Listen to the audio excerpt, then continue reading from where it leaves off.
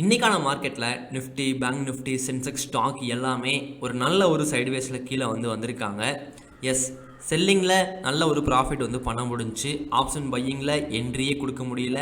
அதே மாதிரி ஸ்டாக்கில் இன்றைக்கி லாஸ் தான் கொடுத்துச்சு. இன்ட்ராடே ட்ரேடிங்லையாக இருக்கட்டும், ஹோல்டிங் பண்ணதில் இருக்கட்டும், இன்றைக்கி லாஸ் தான் கொடுத்துச்சு. அதே மாதிரி நேற்று 2 முக்கியமான பாயிண்ட் நான் கொடுத்துருந்தேங்க. மார்க்கெட் மேலே பிரேக் அவுட் பண்ணுறாங்கன்னா எது முக்கியமான ப்ரீவியஸ் கை, கீழே பிரேக் அவுட் பண்ணனா எது முக்கியமான ப்ரீவியஸ் லோ. ரொம்ப பக்கமாக தான் கொடுத்துருந்தேன். ஆனாலும் மார்க்கெட் அதுக்குள்ளேயே ஓப்பன் ஆகிட்டு சைட்வேஸில் போயிட்டாங்க. எனக்கு தெரியுங்க, மார்க்கெட் ஒன்று நல்ல ஒரு சைட்வேஸில் போவாங்க. இது இன்றைக்கி மட்டும் கிடையாது, நாளைக்கு மட்டும் கிடையாது, லைஃப் டைம் பங்குச்சந்தை இருக்கிற வரைக்கும் இதுதான் நடக்கும். சரிங்களா? இன்னொன்று அப் ட்ரெண்ட், இன்னொன்று டவுன் ட்ரெண்ட், இன்னொன்று வி டைப், இன்னொன்று ஏ டைப். இப்படி தான் பங்குச்சந்தை போகும். திரும்ப திரும்ப திரும்ப திரும்ப இது மட்டும்தாங்க நடந்துக்கிட்டே இருக்கும்.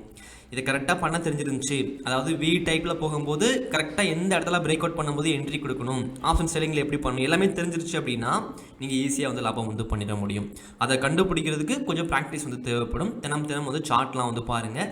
சில டைமில் மட்டும் சில பேட்டர்ன்ஸ்லாம் ஃபார்ம் ஆகும் இன்ட்ராடே ட்ரேடிங்கில். அதெல்லாம் கண்டுபிடிக்க பாருங்கள். சரிங்களா? சரி, ஓகே. என்னோடய புக்கில் எல்லாத்துக்கான ஆன்சருமே கொடுத்துருப்பேன்.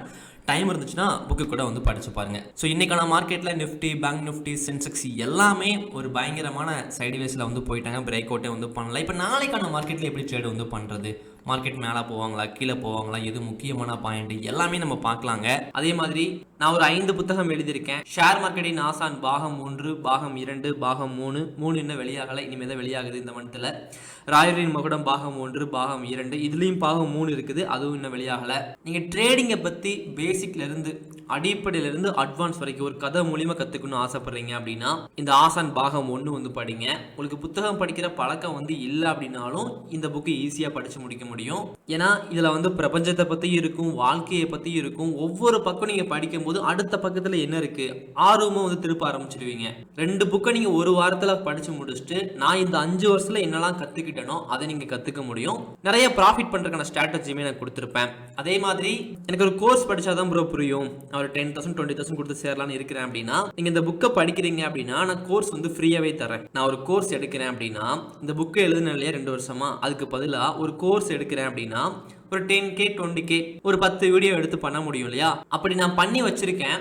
ஆனால் அதை நான் ஃப்ரீயாகவே கொடுக்குறேன். நீங்கள் ஆசான் புக்கு வாங்கி படித்து முடிச்சுட்டு என்கிட்ட கோர்ஸ் கேளுங்க, நான் சென்ட் பண்ணி வைக்கிறேன். அதுக்கப்புறம் இந்த கிளாஸ் எல்லாமே நீங்கள் பாருங்கள். அதுக்கப்புறமும் நீங்கள் ட்ரேடிங்கை கற்றுக்கணும் அப்படின்னா மற்ற கோர்ஸ்லாம் ஜாயின் பண்ணுங்கள். எனக்கு தெரிஞ்சது கற்றுக்கிட்டாலே போதுங்க, வேறு கோர்ஸ்லாம் தேவைப்படாது. நீங்கள் இப்போ தான் புதுசாக ட்ரேடிங்கில் வந்திருக்கீங்க, ட்ரேடிங் நல்லா கற்றுக்கணும்னு ஆசைப்பட்றீங்க அப்படின்னா நான் கடைசியாக போட்டிருப்பேன் ஒரு 4 வீடியோ. அந்த வீடியோ பாருங்கள். என்ன சொல்லியிருப்பேன் அப்படின்னா மார்க்கெட் இங்கே இருக்கும்போது இதை உடனே பிரேக் அவுட் பண்ணுறதுக்கான வாய்ப்பு இல்லை.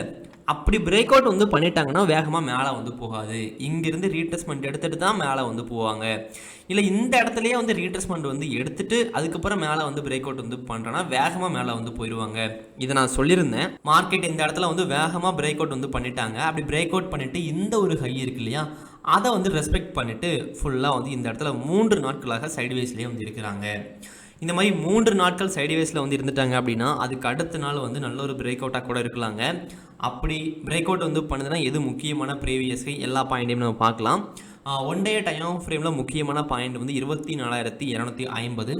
இதெல்லாம் பிரேக் அவுட் பண்ணிவிட்டு மேலே வந்துட்டாங்க அப்படிங்கிறனால இதை வச்சு ஒன்றுமே பண்ண போகிறது கிடையாது. ஸோ நிஃப்டியில் 1 ஹவரில் நம்ம பார்க்கலாம்.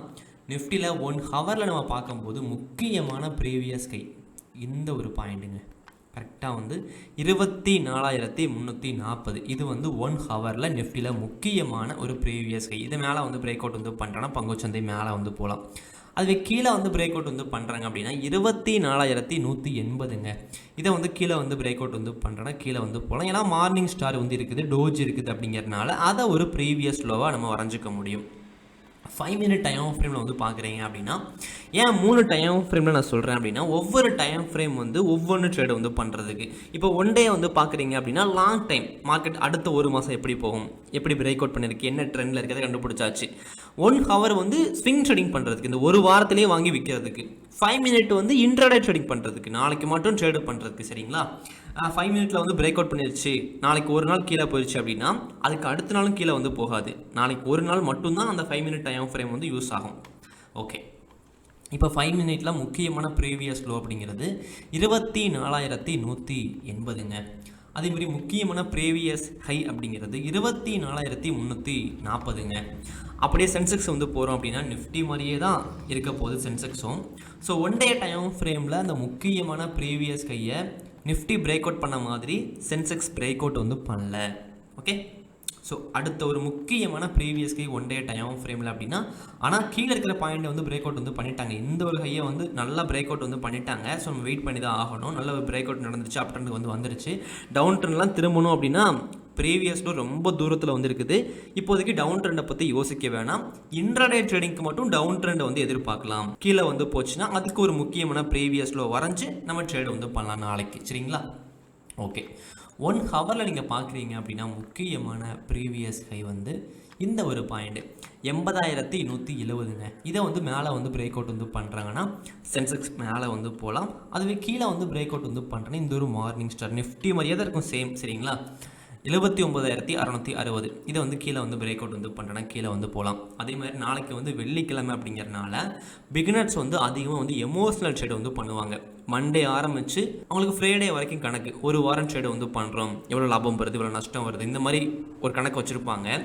சனி ஞாயிறு வந்து லீவ் அப்படிங்கிறனால நாளைக்கு அதிகமாக வந்து எமோஷனல் ட்ரேட் வந்து பண்ணுவாங்க. பிகினர்ஸ் பண்ணக்கூடிய தப்பு வந்து இதுதான், எமோஷ்னலாக வந்து ட்ரேட் வந்து பண்ணிடுவாங்க. அப்படி நீங்கள் ட்ரேடு வந்து பண்ணாதீங்க. ஒரு நாளைக்கு ஒரே ட்ரேடுங்க.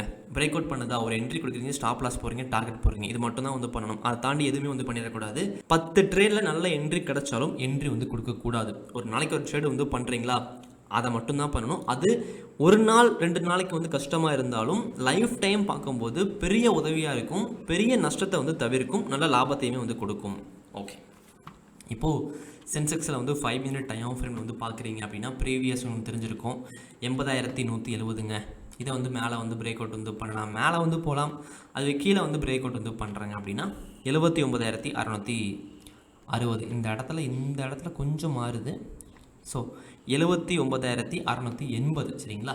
இதை வந்து கீழே வந்து பிரேக் அவுட் வந்து பண்ணுறேன்னா சென்செக்ஸ் கீழே வந்து வரலாம். அப்படியே பேங்க் நிஃப்டி வந்து பார்க்குறீங்க அப்படின்னா பேங்க் நிஃப்டியில் ஒன் டே டைம் ஃப்ரேமில் பயங்கரமான உச்சத்துக்கு வந்து பங்குச்சந்தை போயிடுச்சு. இது வரைக்கும் போனதுலேயே அதிகப்படியான புள்ளி வந்து 56,000 தாண்டிட்டு போயிட்டு வந்துருச்சு. இப்போ ஒன் டே டைம் ஃப்ரேமில் நல்ல ஒரு அப் ட்ரெண்டில் இருக்குது, ப்ரீவியஸ் லோ கிடையாது. ஸோ 1 ஹவரில் மட்டும்தான் நம்ம பார்க்க முடியும். அப்படி பார்க்குறோம் அப்படின்னா ப்ரீவியஸ் லோ அப்படிங்கிறது இந்த ஒரு பாயிண்ட்டு 55,080. இதை வந்து கீழே வந்து பிரேக் அவுட் வந்து பண்ணுறேன்னா பேங்க் நிஃப்டி கீழே வந்து வரலாம்.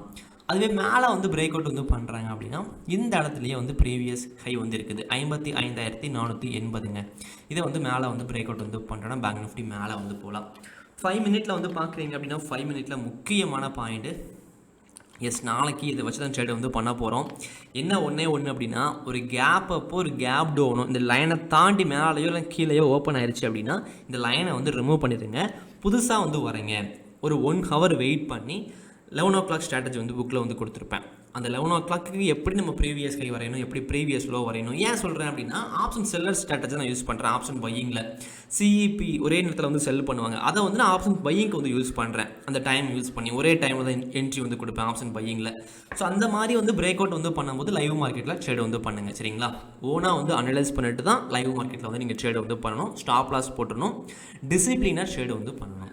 ஓகே, இப்போது 55,480 மேலே வந்து பிரேக் அவுட் வந்து பண்ணுறேன்னா பேங்க் நிஃப்டி மேலே வந்து போகலாம். அதுவே கீழே வந்து பிரேக் அவுட் வந்து பண்ணுறேன்னா 55,080 வந்து கீழே வந்து பிரேக் அவுட் வந்து பண்ணும்போது பேங்க் நிஃப்டி கீழே வந்து வரலாம். ரொம்ப ரொம்ப கவனமாக ட்ரேட் வந்து பண்ணுங்கள்.